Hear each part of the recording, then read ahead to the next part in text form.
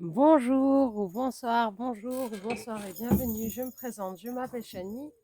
Ça tangue un peu là, la Mac. Voilà, en fait, je viens à travers mes vidéos partager sur ma chaîne YouTube mon expérience par rapport à la maladie de la schizophrénie sous avis médical de ma psychiatre qui m'a conseillé d'ouvrir une chaîne YouTube pour être père aide, c'est-à-dire accompagner les gens à travers ce que l'on vit nous-mêmes. C'est ça, être père aide. Et elle a trouvé que j'avais les ressources, les capacités et l'humanité pour faire ça. Donc voilà, si vous êtes tombé sur ma vidéo, c'est pas par hasard. C'est que vous vous posez soit des questions, soit vous êtes de la famille d'un schizophrène ou un proche, ou que vous êtes vous-même schizophrène. Donc voilà, vous avez droit de regarder mes vidéos. Tout est permis, sauf la haine. Ah, par contre, tout ce qui est haine sur ma chaîne, il n'y a pas ça. Je veux pas de propos malveillants, de jugement. euh, voilà, tous les critères par rapport à la haine, c'est au revoir, quoi. Vous mettez ça de côté et vous regardez mes vidéos et vous êtes les bienvenus. Sur ce, je vous souhaite à tous et à tous que du bonheur et de l'amour et on se tient au courant. Mieux vivre avec la maladie. Voilà le sujet d'aujourd'hui. Voilà, j'ai trouvé il y a un petit moment de ça et ça m'a aidé euh, dans un magazine euh, une page sur mieux vivre la maladie avec la pleine conscience. Lorsque nous souffrons d'un problème de santé grave ou non, nous sommes tous confrontés à diverses émotions, stress, peur, anxiété. Heureusement, la pleine conscience peut nous aider à changer de regard. Alors en fait, c'est un médecin psychiatre, psychothérapeute, euh, qui a écrit un livre. euh, et elle a écrit du coup dans le magazine et j'ai déchiré la page parce que j'ai trouvé ça super. Alors je vais vous lire tout de suite comment mieux vivre avec la maladie. Donc point 1, il y a 7 phases. 7 phases. Donc je vous fais de la lecture en fait là aujourd'hui. Donc accepter au lieu de lutter. Ça c'est le numéro 1. Accepter au lieu de lutter. Quand une maladie surgit dans notre vie, notre première réaction est de vouloir guérir vite. Mais ce n'est pas toujours possible. Alors il nous arrive de basculer dans la lutte. Or la lutte et la résistance accentuent le mal-être. Et si nous apprenions plutôt à accepter le fait d'être malade? L'acceptation n'est pas de la résignation passive.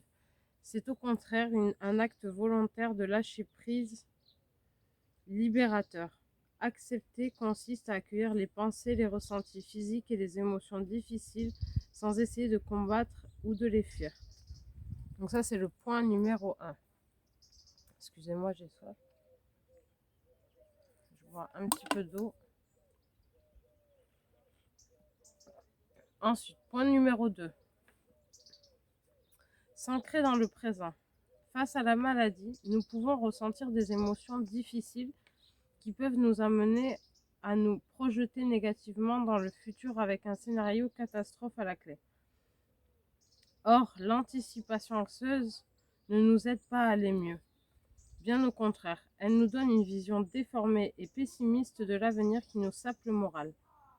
Posons-nous simplement dans le moment présent et attendons sereinement le cours des événements sans faire de projection.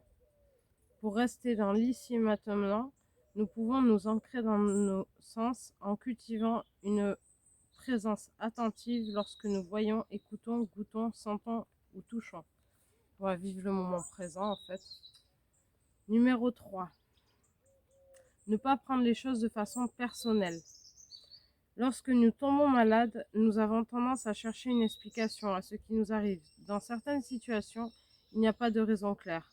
Alors il se peut que nous commencions à ruminer des pensées négatives. C'est de ma faute, j'ai dû faire quelque chose de mal. Nous nous sentons responsables. Nous pouvons également ressentir un sentiment d'injustice, ce qui nous met en rogne. Pourtant, nous n'avons pas à culpabiliser ni à nous blâmer ou nous mettre en colère, car la maladie fait partie de la vie, tout comme la vieillesse et la finitude. Par conséquent, il ne faut rien y voir de personnel. À ne pas se rejeter la faute sur soi, quoi. Ensuite, 4.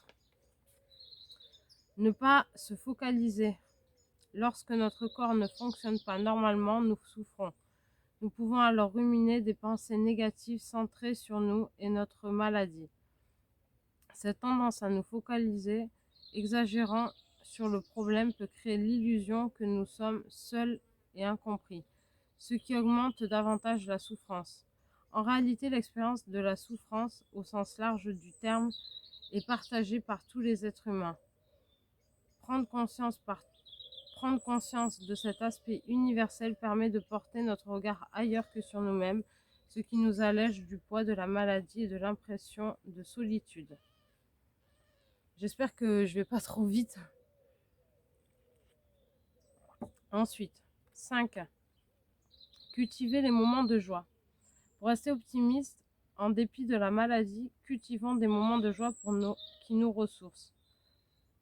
Continuons dans la mesure du possible à faire des activités qui nous enchantent et nous rendent joyeux. Discuter avec des amis, lire, regarder un film, écouter de la musique, etc. 6. Aider son corps. Il est important d'aider notre corps à se défendre, à aller mieux quand il est faible. Pour cela, nous devons davantage écouter des besoins et prendre soin de lui. Nous reposer s'il est fatigué, dormir plus s'il le réclame, manger de la nourriture saine pour lui donner de l'énergie, le masser s'il est tendu, ce sont autant d'attentions qui sont payantes. Et enfin 7, accueillir la douleur physique. La douleur physique peut devenir obsédante, surtout si elle est chronique. Et plus nous nous focalisons sur elle, même moi je vous parle de la schizophrénie, mais ça peut être pour d'autres maladies, et plus nous nous focalisons sur elle, plus elle devient intense, surtout si on a des jugements négatifs. À la place, il est possible d'apprendre à l'accueillir sans aversion, car la lutte contre la douleur nous conduit à l'épuisement. Donc voilà, je trouvais ça très intéressant de partager ça avec vous. Je vous souhaite la santé, que du bonheur et de l'amour, et la santé. Au revoir, à bientôt.